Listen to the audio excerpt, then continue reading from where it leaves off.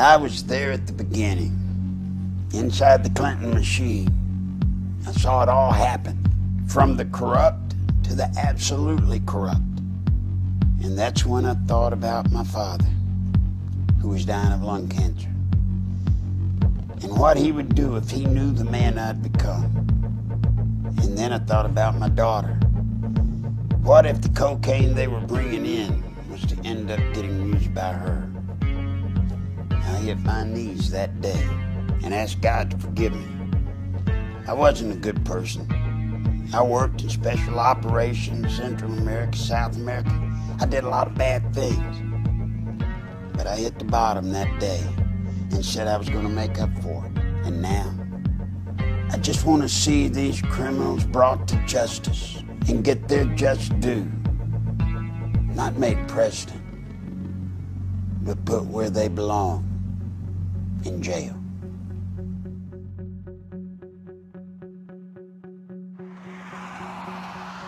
One thing about Hillary, Bill was just a good-timing guy. But Hillary, she's an animal. Hillary is the one that I promise you, she pulls the strings.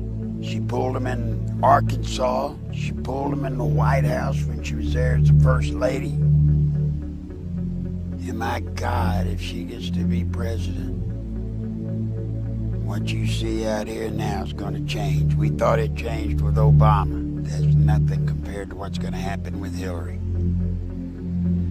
And I tell you right now, I will stop Hillary.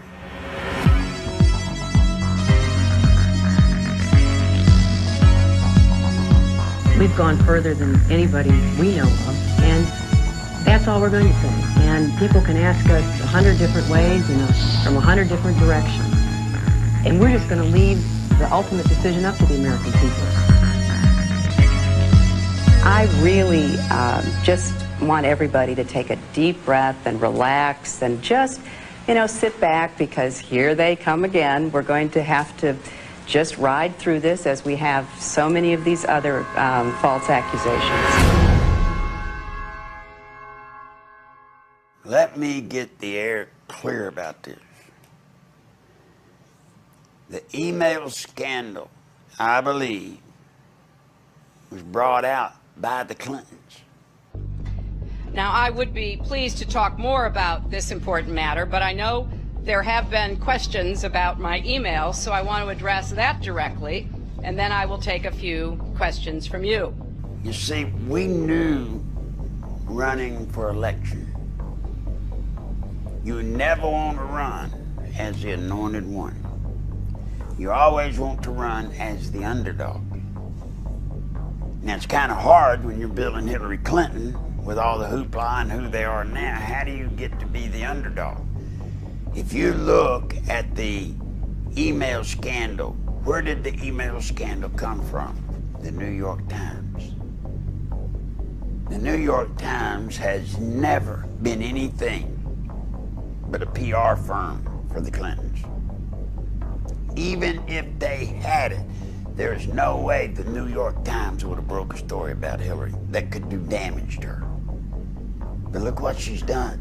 They have used the email scandal to catapult them into an underdog status.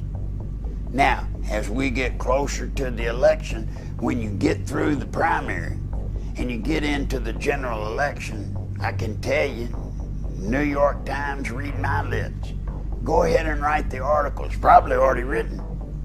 Right when they get into the general election, you know what they're going to say? They're going to say, oh, we've checked all this out, and it turns out there was nothing to it. That's what's going to happen. It's all used to stage Hillary. Now, if you don't believe me, remember when Hillary ran against Barack Hussein Obama. She should have used our system then, but she didn't. She came in and she was the anointed one, and he whooped her. She's not making that mistake this time. And by the way, if you notice, Hillary's also done the other thing you have to do at the formative stage of a campaign. She's gone around, she's sucked up all of the money that's out there. So anybody tries to run against her, I hear people ask me, what do you think about Biden? I don't think about anybody. What are they going to run against her with? They have already laid claim to the money. Once the American public begins to see the emails, they will have an unprecedented insight into a high government official's daily communications, which I think will be quite interesting. You may have seen that I recently launched a Snapchat account. Those messages disappear all by themselves. You see, when Hillary gets in office within 6 months, according to the plan we wrote back in 1986, literally there's a plan called the 86 Plan, and it's where we finalized and put everything down. Within 6 months, she will make Bill ambassador to the UN. When Bill gets to be ambassador to the UN, it won't be 6 months then, because of the Clinton Foundation, what they've used the Clinton Foundation for. It won't be 6 months until he's made Secretary General of the UN. Now, can you imagine the power Bill and Hillary have? I mean, they will have achieved more power than any couple in the history of the world when they pull that stunt. On January 20th, 1993, William Jefferson Clinton became the 42nd President of the United States. At the time, most Americans were not aware of the extent of Clinton's criminal background, nor were they aware of the media blackout, which kept this information from the public. As State Attorney General and later Governor, Bill Clinton in 12 years achieved absolute control over the political, legal, and financial systems of Arkansas. As president, he would attempt to do the same with the nation by bringing members of his inner circle with him to Washington. The hijacking of America was underway, and its impact on future generations would be incalculable. It was years ago when I was picked up by a man named Mr. Whit Stevens. And Mr. Whit was the brother to Jackson Stevens, and they were the kingmakers in Arkansas. So they called me one day and said, we need to meet with you, and I met with them, and they said, we need you to take a look-see at a guy that we think we can make governor, and we want him to be the youngest governor in the history of the country. So I agreed, and then that's when I met Bill. When I met with him, it was kind of weird because I was talking to him and he was chasing after the waitresses. And I would try to get his focus, and all he would do is just chase after the waitress. Just watch, man, I want some of that, man, I want some of that. And it just went on and on and on. And finally to the point where I had actually gotten a little bit perturbed about it and said, man, this, we got to figure this out. Oh, yeah. And he was Attorney General at the time. And so I went back the next day to Mr. Whit and told him what I thought. I said, Mr. Whit, this guy is a sexual predator. He's not just a womanizer. I mean, I'm telling you, this guy's sick. And he's a pathological liar. I mean, and I told Mr. Whit I couldn't even make him tell the truth. And when it came to something he could tell the truth on that would be harmless to him, he still couldn't tell him. Well, Mr. Whit said, you can break him of that. We'll have a talk. So I figured, what the heck. 3 weeks passed, They met with Bill. Apparently they got everything worked out the way they wanted it. And he was in the game running for governor. Tonight, I ask all of you who have stood with me. I ask my opponents and those who have fought with them in their hard-fought campaign. I ask those who have believed in me and those who have doubted to join with me in common purpose. Let us put aside our fears for our hopes. Let us trust each other and work to forge a future that will enrich the lives of our people, a future that will strengthen our traditions and our faith, a future that will make us proud that in our time we gave our best. God bless you all, and thank you very much. No, they didn't tell me anything about it. They didn't say anything to me about it. The airport in question, a matter for federal jurisdiction. State really had next to nothing to do with it. We had nothing, zero, to do with it, and everybody who's ever looked into it knows that. Your president, President of the United States, not only was a part of a system that was laundering millions of cocaine dollars, your president signed off on it. He can't deny that he did. You see, because of that, there's one little catch. Every loan that ADFA made, Bill Clinton himself had to sign off on it. More than Bill Clinton, you better identify the people in the loop of the drug running. You better identify the people in the loop for money laundering. And what you'll find there is those people go straight to Washington. Act 1062, if you look at it, it says that ADFA was developed and created to provide low-interest bond loans for churches, schools, colleges. So now look what happened to our legislature. They voted on a bill creating ADFA, thinking that they were getting money to colleges and schools to buy books and so forth. What better way to run thousands of, tens of millions of dollars, launder it, clean it up, and use the cover of a state agency to do it. When Oliver North, Poindexter, and those guys got KO'd, knocked out of the box because of Iran-Contra, I was asked to come down and help, and I did. I had to cut loose from there. It got bad. There was something happened with a little girl and her mother that I don't want to go over, but it fried my brain, and it was time to quit. My family said that why didn't I get in touch with my buddy Bill Clinton and get a job with the state and get out of that racket. I called Bill, and Bill said, "You bet, we've got a place for you." And he brought me on to this agency called the Arkansas Development Finance Authority. Now, as much as I had had involvement with state government, I had never heard of that agency. And I was surprised to find out that its mission statement was that it would make low-interest bond loans to churches, schools, libraries, which was kind of odd because it also made loans to industry.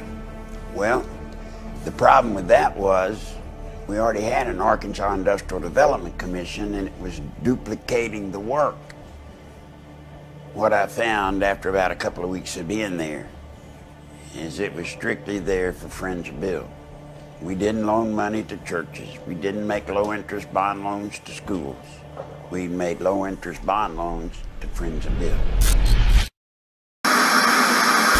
Jennifer Flowers, in a tabloid interview for which she was paid, says she carried on a long-term affair with Governor Clinton from the late 1970s through the end of 1989. Are you prepared tonight to say that you've never had an extramarital affair?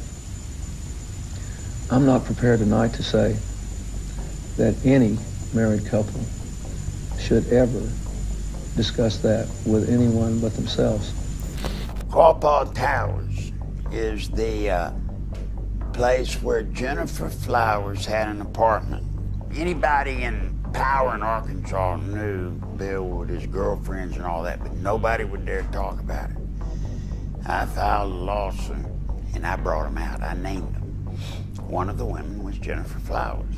Well, as was the day, Clintons controlled the media here. They wouldn't touch anything. I had a big press conference on the steps of the Capitol. All the media in the state was there. I walked all the way down the hall. They got it. They videoed me walking to the hall. Go to Bill's office, throw the lawsuit across his desk. Pretty dramatic, I might say. Nobody covered it. Nobody. Eventually, every allegation stemming from Nichols' 1990 lawsuit and press conference would prove valid regarding Clinton's sexual liaisons, his drug usage, and his criminal activities relating to ADFA and Whitewater. Gradually, the women who had carried on adulterous affairs with Clinton began to emerge. Betsy Wright, Clinton's former chief of staff, admitted she had been hired to conduct media smear campaigns against anyone planning to tell the truth about the governor's sexual habits. She was prepared to go after at least 26 women who had the potential of destroying Clinton's chance at the presidency. During the 1992 presidential campaign, I was getting bludgeoned by the media because Gennifer Flowers had come out of my lawsuit. A man called me on the phone on a Monday. His name was Gary Johnson. He was an attorney. He told me that he felt bad because I was being bludgeoned, and he wanted to talk to me about handling my case. Well, I was craving an attorney, any attorney to help me. You know, I saw Larry out there doing battle, so to speak, on his own, and I felt like he needed some help. I met him on a Tuesday. He was a special attorney. I didn't even know it. You see, he lived next door to Gennifer Flowers. He told me that he had bought a bicycle, and there was a lot of theft in and up and down the halls of the apartment complex. So he put a camera so he could watch his bicycle. But guess what he caught on camera? He caught Bill Clinton going in and out of Gennifer's apartment with a key. Well, so he knew I was telling the truth about the womanizer. He certainly knew I was telling the truth about Gennifer. So I said, great.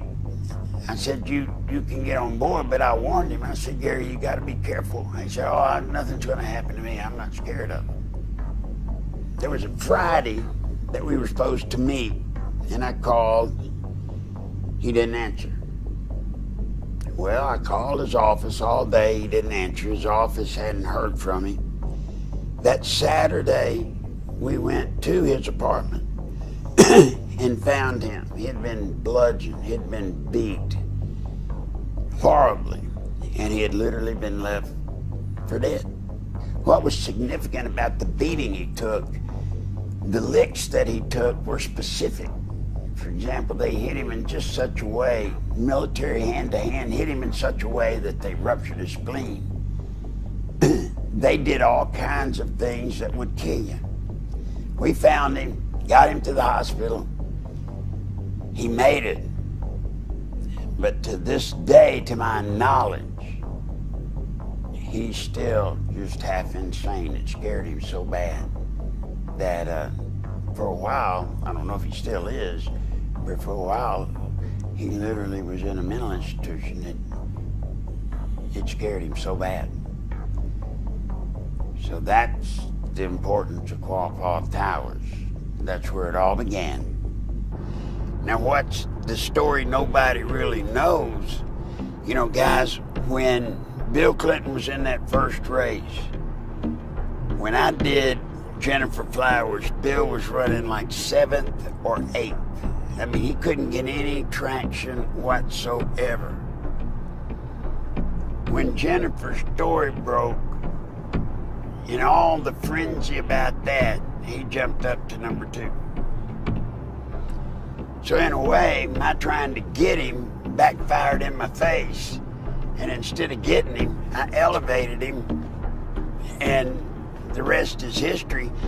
Now, remember, I got him to number 2, but because of all of the womanizing stuff, people started doing what they're going to do for Hillary.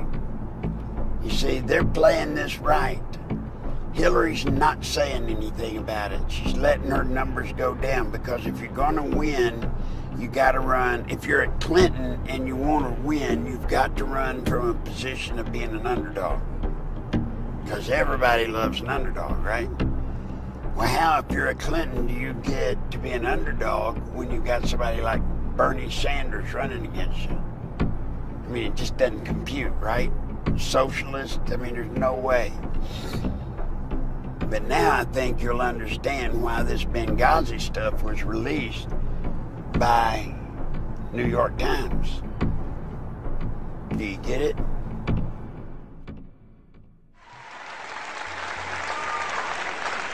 I'll tell you a couple of stories about fraud. The Bohemian Club, as you say, the Bohemian Club? That's where all those rich Republicans go up and stand naked against redwood trees, right? I've never been to the Bohemian Club, but you ought to go. It'd be good for you. Get some fresh air. I know nothing about the Bohemian Grove with Bill. I know about once a month Hillary would go out to Los Angeles. And she did it so regular that it became a bit of an issue, trying to, why is she always going? Bill told me that she was going out there, she and a group of women, and she would be a part of a witches' church. And man, when Bill told me that, you could have hit me with a baseball bat. I tried to point out to him, you realize what had happened if that got out? Of course, my job is to make sure it didn't get out. Now, I don't know today if Hillary still partakes in the witch ritual. I don't know that I even know what the ritual was. But for the better part of many years, Hillary would go quite often, whether it was regularly once a month or maybe once every couple of months. She would go out on a weekend simply to be a part of it.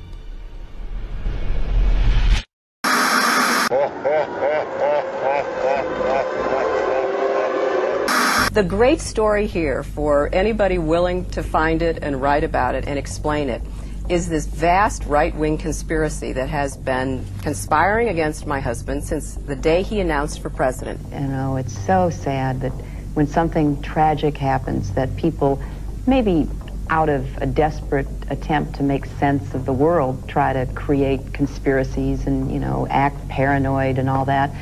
But some of it is not explainable except for people who just want to cause trouble. You let it rub off you? Yeah, you have to. Rose Law Firm. How do I put it into words? When Bill became governor, I believe the paycheck for the governor was $28,000 a year. Hardly the kind of money that would get you up into the higher earning bracket.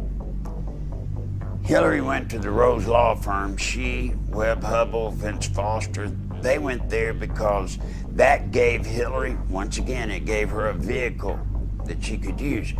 By Bill being governor, Rose Law Firm being the lobbyist for all types of major industry, which Hillary would facilitate, they made a fortune. You know, Tom and Bill have a lot in common. They both have wives who support them in these efforts that they are engaged in, both emotionally and financially, I might add.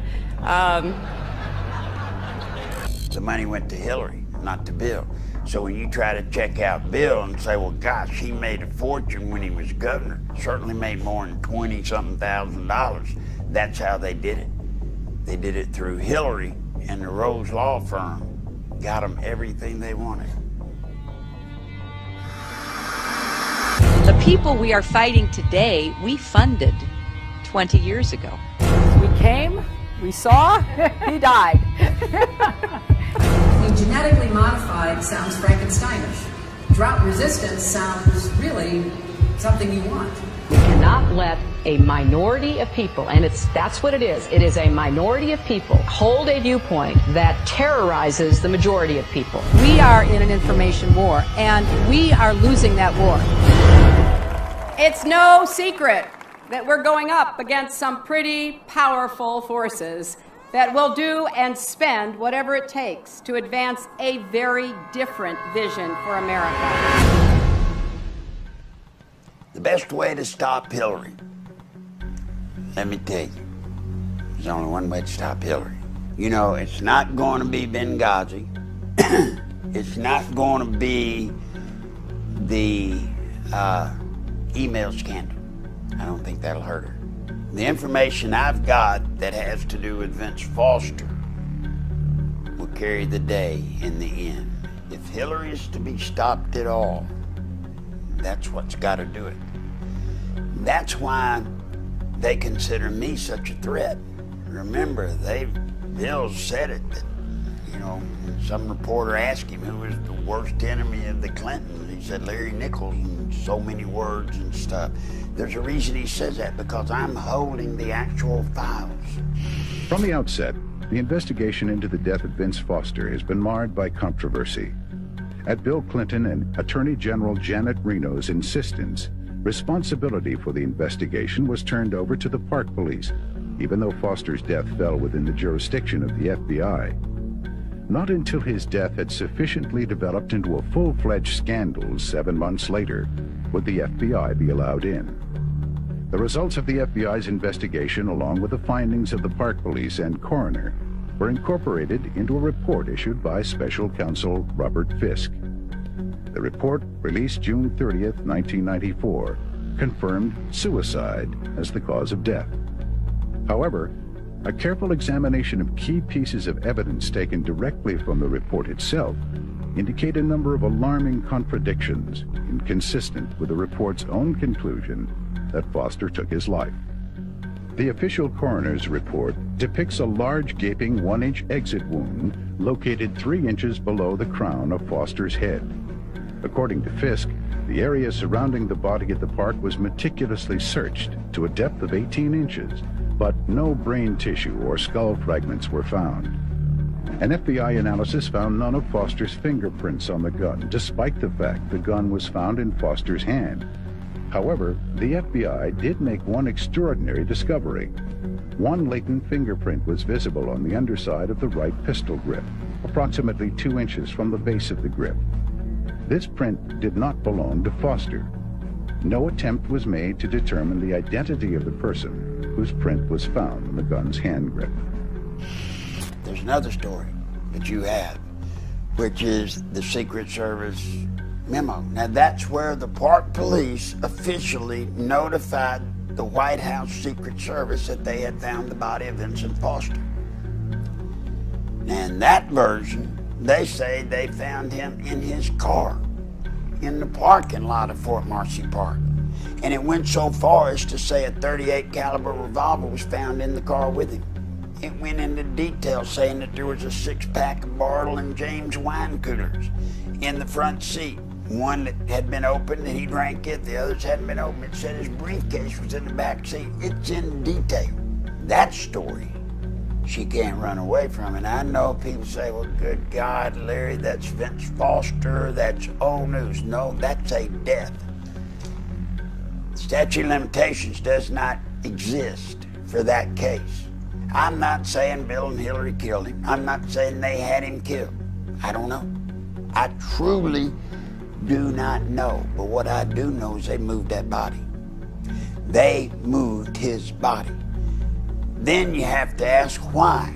Why did they move his body? Because where he died would have been under the D.C., Washington, D.C. police.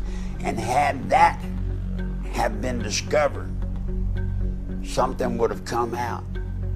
And that would have been the mitigating circumstances. And that circumstance would have been that Vince and Hillary had a long-standing affair. If that story had come out with the death of Vince Foster, that Hillary was the first lady in American history to be caught having an affair on the president, I assure you, gentlemen, Hillary wouldn't be running for president today.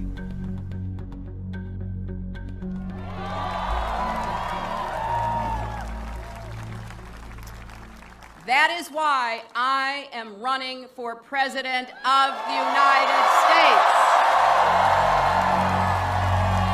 The People want to know Hillary. The Hillary that I knew back here in Arkansas. When she was in the Benghazi hearings, when she said, "What difference does it make? They're dead." What difference at this point does it make? That's the Hillary I know. And that's the Hillary that we don't want to unleash on America. You know, I don't care about their little things they do. I don't care about who they sleep with, what they slept with. What I care about is our country and what's going to happen to my grandbabies. So therefore, I'm bound, honor bound, as I know Alex is, to try and stop it. That's what we're going to do, one way or the other. We will stop it. You know, we're incredibly close to losing our country, incredibly, and it's more than just Hillary. It's the Congress becoming traitors, turning us, you know, Washington is just a cesspool of traitors.